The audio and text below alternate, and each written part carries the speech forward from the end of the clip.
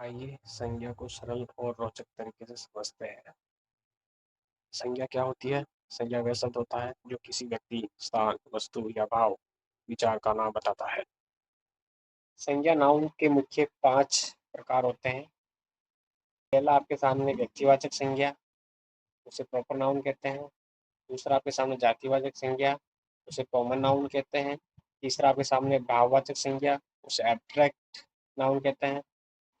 चौथा आपके सामने द्रव्यवाचक संज्ञा, मटेरियल नाउन कहते हैं। और पांचवा आपके सामने सामूहिक संज्ञा, उसे कलेक्टिव नाउन कहते हैं। वैसे हिंदी के अंदर 3 संज्ञा ही मानी जाती है, लेकिन 2 संज्ञा और जोड़ी जाती है ताकि उस जातिवाचक संज्ञा को अपन 2 भागों में और डिवाइड कर सकते हैं।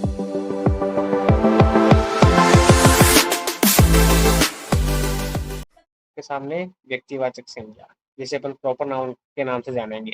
इसकी परिभाषा आपके सामने है। किसी विशेष व्यक्ति, स्थान, वस्तु के नाम को क्या कहते हैं अपन?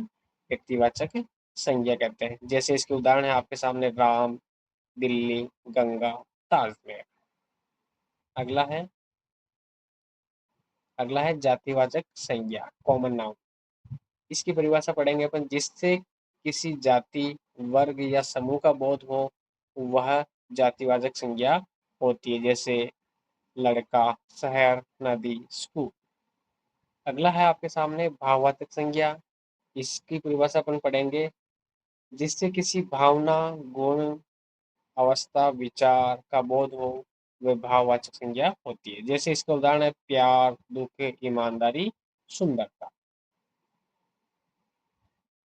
चौथा पढ़ेंगे अपन द्रव्यवाचक संज्ञा, मटेरियल नाउन। इसको परिभाषित करेंगे। जिससे किसी पदार्थ, धातु, तरल का नाम ज्ञात हो, वह द्रव्यवाचक संज्ञा होती है। जैसे उदाहरण के रूप में देखेंगे तो जल ये द्रव्य है, दूध द्रव्य है, चांदी भी द्रव्य है और लोहा भी द्रव्य है। अगला आपके सामने सामूहिक संज्ञा, कलेक्टिव नाउन।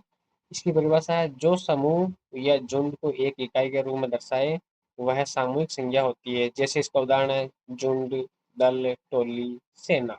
ये सभी सामूहिक यानी समूह के रूप में अपने को प्रदर्शित कर रहा है। आगे चलते हैं। अब कुछ उदाहरण पढ़ेंगे इसके। कुछ उदाहरण है आपके सामने। पहला आपके सामने राम स्कूल जा रहा है। यहाँ पे जो राम शब्द है वो क्या है? व्यक्ति। और स्कूल शब्द क्या है? स्थान। यानी ये जो राम और स्कूल है वो क्या है? संज्ञा हो गई आपके। फिर अगला देखो, कुत्ता बगीचे में दौड़ रहा है। यहाँ पे कुत्ता शब्द जानवर है, बगीचा शब्द जो है आपके स्थान है, तो ये भी क्या हो गई? आपके संज्ञा हो गई है।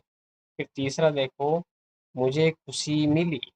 यहाँ पे जो खुशी है जो क्या है? अंदर की भावना, अपने जो मन की भावना है, तो ये भी एक और आपके संज्ञा हो गई। तो यहाँ तक आपको समझ आया होगा। बच्चों के लिए याद करने का आसान तरीका क्या बता देता हूँ मैं आपको। जिसका नाम हो वो संज्ञा कहलाती है। यानी कोई सा भी नाम होगा उसे अपन क्या कहेंगे? अपन संज्ञा कहेंगे। शाबाश बच्चों, अब तुमने संज्ञा अच्छे से सीख ली है। फिर मिलेंगे एक नए पाठ के साथ। तब तक बने रहें टाबरारी पाठशाला के साथ। सीखते रहो, मुस्कुराते रहो। धन्यवाद।